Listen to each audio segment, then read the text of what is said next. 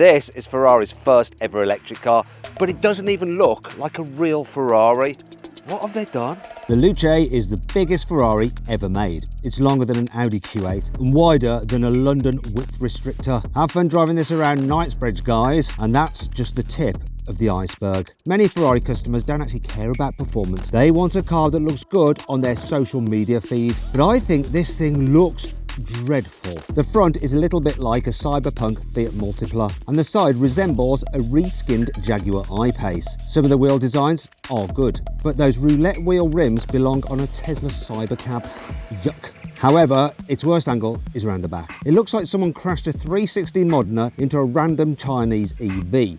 Hard. And it isn't just me who hates it, because look what happened to Ferrari's stock price when it revealed the Luce last night. It's already dropped by over 7% today, which has wiped approximately £3 billion off Ferrari's market value. So how on earth did they screw up so badly? Well, they didn't, because this car wasn't actually designed by Ferrari. It was created by Apple designers Jony Ive and Mark Newson. So no wonder the car looks like a first generation iPhone from 2007. Thankfully, the Luce's tech is more Formula One than mobile phone. Yes, it's electric, but the quad motor setup produces 1050 horsepower, so it's very, very fast. Engage launch control using a switch mounted on the roof, and Ferrari says it'll do 0 to 60 miles an hour in 2.5 seconds, so about the same as most average Chinese EVs. Pin it for longer and you'll max out at 193 miles an hour, which is actually faster than a Porsche Taycan Turbo GT. I like that stat, and I also like the interior. The elegant steering wheel is absolutely gorgeous. The layout is clean, and I love the fact they've kept physical buttons, but giving them a 21st century makeover. Okay, so the screens look a bit like a giant smartwatch, and the air vent on the dashboard does look a bit like it hasn't been screwed in all the way. But compared to the fussy, complicated interiors you get in most high-performance cars, this is actually a breath of fresh air. And if you look over your shoulder, you'll spot something else new. The Luce is the first Ferrari to come with a bench seat in the back. So unlike the Purosangue, which is a strict four-seater, this new EV can carry 5 people. But will anyone actually want to come for a ride? Well, I think that a fun car should put a smile on your face at 30 miles an hour and at 130 miles an hour, whether that be from the noise, the vibrations, the acceleration, or the sheer spectacle. Electric cars are fast, but they lack drama. Has Ferrari fixed this? Well, see those pedals behind the steering wheel? The left one controls the regen braking, a bit like downshifting, and the right one controls how much torque you get from the 4 electric motors. Each pull gives you an extra shove as you accelerate up to a combined 990 Newton meters. Okay, so this doesn't seem that different to what Hyundai did with the Ioniq 5N.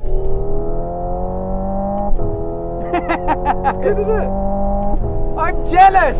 And AMG is trying this with their new GT 4-door. However, both those cars use synthesized engine sounds to complement their fake gear changes. Ferrari has done things differently, because it relies on whirs and hums of 4 electric motors to keep you interested. Basically, it's supposed to work like an electric guitar, which uses pickups and an amp to turn the vibration of tiny strings into ear-popping melodies. But I have my doubts. A Ferrari is supposed to sound like being locked in a shipping container with a claustrophobic lion, not like an air conditioning unit on steroids. So is anyone actually going to buy this car? Well, the market for very high-end EVs is unpredictable. Rolls-Royce managed to sell just over 1,000 Spectres last year, but things haven't been so rosy for performance brands. Lamborghini and Pagani have both cancelled their intention to develop their own dedicated electric cars. And even Lotus, which is Chinese-owned, has moved away from EVs back towards high-performance hybrids for its new supercar. Initially, I thought Ferrari could force its customers to buy a bunch of Luces to get their names on a list for the next exclusive hypercar like an F80 Aperta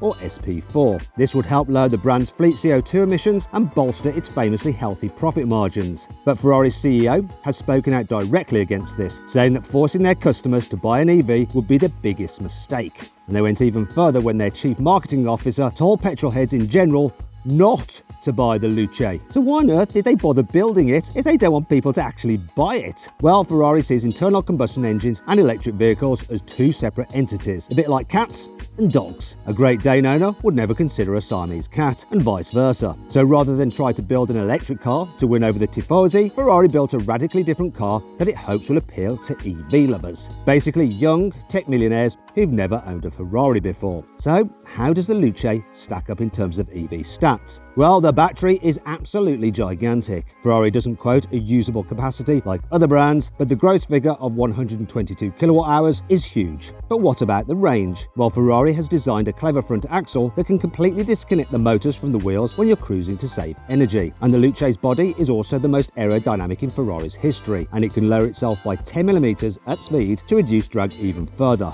So how far can you drive on a single charge then? 400 miles?